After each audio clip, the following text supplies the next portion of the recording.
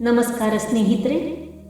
ಇವತ್ತು ನಾನು ಓದುತ್ತಿರುವಂತಹ ಕಥೆ ಆನಂದವಿರುವುದು ಕಾಫಿಯಲ್ಲೋ ಕಪ್ಪಿನಲ್ಲೋ. ಅದೊಂದು ವಿಶೇಷ ಸಂದರ್ಭ. ಪ್ರಾಧ್ಯಾಪಕರೊಬ್ಬರು ತಮ್ಮ ಕೆಲವು ಹಳೆಯ ವಿದ್ಯಾರ್ಥಿಗಳನ್ನು ಅವರ ಮನೆಗೆ ಲಘು ಉಪಹಾರಕ್ಕೆ ಆಹ್ವಾನಿಸಿದ್ದರು.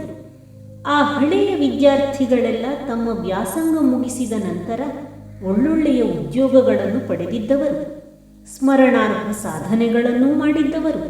ಅವರ ಮನೆಗೆ ಹಳೆಯ ವಿದ್ಯಾರ್ಥಿಗಳು ಬಹಳ ಜನ ಬಂದರು. ಎಲ್ಲರೂ ಕುಳಿತು ಉಪಹಾರ ಮಾಡುತ್ತಿರುವಾಗ ಆಧುನಿಕ ವೃತ್ತಿ ಜೀವನದ ಒತ್ತಡಗಳ ಬಗ್ಗೆಯೇ ಮಾತನಾಡುತ್ತಿದ್ದರು. ಎಲ್ಲರೂ ತಮ್ಮ ವೃತ್ತಿಯಲ್ಲಿರುವ ಆತಂಕಗಳು, ಒತ್ತಡಗಳು, ಅನಿರೀಕ್ಷಿತ ಘಟನೆಗಳು ಇವುಗಳ ಬಗ್ಗೆ ಹೇಳಿಕೊಳ್ಳುತ್ತಿದ್ದರು. ಕೆಲವರು ತಮ್ಮ ವೃತ್ತಿಯ ಹಿರಿಮೆಯ ಬಗ್ಗೆ ಹೆಮ್ಮೆ ಪಟ್ಟುಕೊಂಡರೆ ಮತ್ತೆ ಕೆಲವರು ತಮ್ಮ ಹುದ್ದೆಯ ಕೀಳ್ಮೆಯ ಬಗ್ಗೆ ಕೊರಗಿದರು. ಇನ್ನೂ ಕೆಲವರು ಈ ಹುದ್ದೆಯೂ ಸಾಕು, ಇದು ತರುವ ಯಶಸ್ಸೂ ಸಾಕು ಎಂಬ ವೈರಾಗ್ಯದ ಮಾತನ್ನು ಆಡುತ್ತಿದ್ದರು.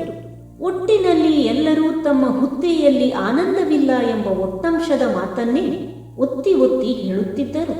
ಎಲ್ಲರಿಗೂ ಮತ್ತೊಬ್ಬರ ವೃತ್ತಿ ದೊಡ್ಡದೆನಿಸುತ್ತಿತ್ತು. ಪ್ರಾಧ್ಯಾಪಕರು ಇವರ ಮಾತುಗಳನ್ನೆಲ್ಲ ತಾಳ್ಮೆಯಿಂದ ಕೇಳಿಕೊಂಡರು. ಅನಂತರ ಎದ್ದು ನಿಂತು, ನಿಮಗೆ ನಾನೇ ಕಾಫಿ ತಂದು ಕೊಡುತ್ತೇನೆ ಎಂದು ಹೇಳಿ ಒಳಗೆ ಹೋದರು. ಸ್ವಲ್ಪ ಹೊತ್ತಿನ ನಂತರ ಅವರು ಒಂದು ದೊಡ್ಡ ಅಗಲವಾದ ತಟ್ಟೆಯಲ್ಲಿ ಕಾಫಿ ತುಂಬಿದ ಲೋಟಗಳನ್ನು ತಂದರು. ಆಶ್ಚರ್ಯವೆಂದರೆ ಎಲ್ಲ ಲೋಟಗಳು ಒಂದೇ ಬಗೆಯದಾಗಿರಲಿಲ್ಲ. ಕೆಲವು ಬೆಳ್ಳಿಯ ಲೋಟಗಳಾಗಿದ್ದರೆ, ಕೆಲವು ಗಾಜಿನದ್ದು, ಕೆಲವು ಪ್ಲಾಸ್ಟಿಕ್ಕಿನದ್ದು ಮತ್ತು ಒಂದೆರಡಂತೂ ಕಾಗದದ ಕಪ್ಪುಗಳಾಗಿದ್ದವು. ಅವುಗಳನ್ನು ನೋಡಿದ ತಕ್ಷಣ ಅವುಗಳ ಬೆಲೆ ಗೊತ್ತಾಗುತ್ತಿತ್ತು. ಎಲ್ಲರೂ ಪ್ರೊಫೆಸರ್ರ ಬಳಿ ಬಂದು ಲೋಟಗಳನ್ನು ತೆಗೆದುಕೊಂಡರು. ಕೊನೆಯಲ್ಲಿ ತಟ್ಟೆಯಲ್ಲಿದ್ದ ಕಾಗದದ ಕಪ್ಪುಗಳು ಹಾಗೇ ಉಳಿದಿದ್ದವು.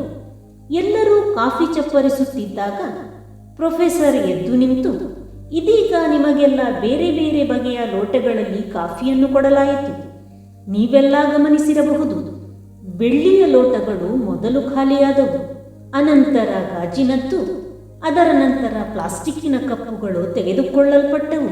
ಕಾಗದದ ಕಪ್ಪುಗಳನ್ನಂತೂ ಯಾರೂ ಮುಟ್ಟಲಿಲ್ಲ. ಎಲ್ಲ ಕಪ್ಪುಗಳಲ್ಲಿದ್ದ ಕಾಫಿ ಒಂದೇ ಆದರೂ ಎಲ್ಲರೂ ಲೋಟಕ್ಕೆ ಹೆಚ್ಚು ಬೆಲೆ ಕೊಟ್ಟರೆ ಹೊರತು ಕಾಫಿಗಲ್ಲ ಎಂದರು.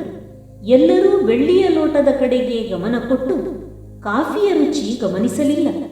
ಬದುಕು ಎಂಬುದು ಕಾಫಿಯಾದರೆ ನಮ್ಮ ವೃತ್ತಿ, ವೇತನ, ನಾಮಫಲಕಗಳೆಲ್ಲ ಲೋಟಗಳು. ಲೋಟಕ್ಕೆ ಮಾತ್ರ ಬೆಲೆ ಕೊಟ್ಟರೆ ಕಾಫಿಯ ರುಚಿ ಗೊತ್ತಾಗುವುದಿಲ್ಲ. ಹಾಗೆಯೇ ನಾವು ನಮ್ಮ ಬದುಕಿಗೆ ಬೆಲೆ ಕೊಡದೆ ಮತ್ತೊಬ್ಬರ ವೃತ್ತಿಗೆ, ವೇತನಕ್ಕೆ ಹೆಚ್ಚು ಬೆಲೆ ಕೊಟ್ಟರೆ ನಮ್ಮ ಬದುಕು ನಮಗೆ ಆನಂದವನ್ನು ತರುವುದಿಲ್ಲ, ಕೇವಲ ಮಾನಸಿಕ ಒತ್ತಡವನ್ನು ತರುತ್ತದೆ ಎಂದು ಹೇಳಿದರು. ಅಲ್ಲಿದ್ದವರೆಲ್ಲ ಅವರ ಮಾತಿನ ಅರ್ಥವನ್ನು ಗಮನಿಸಿ ತಲೆದೂಗಿದರು. ನಾವು ಬದುಕಿನಲ್ಲಿ ನಮ್ಮ ಪಕ್ಕದ ಮನೆ ಎಷ್ಟು ದೊಡ್ಡದೆಂಬ ಕಡೆ ಮಾತ್ರ ಗಮನ ಕೊಟ್ಟರೆ ನಮ್ಮ ಮನೆಯಲ್ಲಿ ಆನಂದ ಅನುಭವಿಸುವುದು ಸಾಧ್ಯವಾಗದೇ ಇರಬಹುದು. ನಮ್ಮ ಗೆಳೆಯರ ಕಾರು ಎಷ್ಟು ಬೆಲೆ ಬಾಳುತ್ತದೆ ಎಂಬುದನ್ನೇ ಮನಸ್ಸಿನಲ್ಲಿ ತುಂಬಿಕೊಂಡರೆ ನಮ್ಮ ಕಾರಿನಲ್ಲಿ ಪ್ರಯಾಣ ಮಾಡುವಾಗ ಆನಂದ ಸವಿಯಲು ಸಾಧ್ಯವಾಗದೇ ಇರಬಹುದಲ್ಲವೇ? ಕಥೆಯನ್ನು ಎಲ್ಲರೂ ಕೇಳಿದ್ರಲ್ವಾ? ನಿಮ್ಮ ಅನಿಸಿಕೆಗಳನ್ನು ಕಮೆಂಟ್ ಬಾಕ್ಸಲ್ಲಿ ಬರೀಲಿಕ್ಕೆ ಮಾತ್ರ ಮರಿಬೇಡಿ.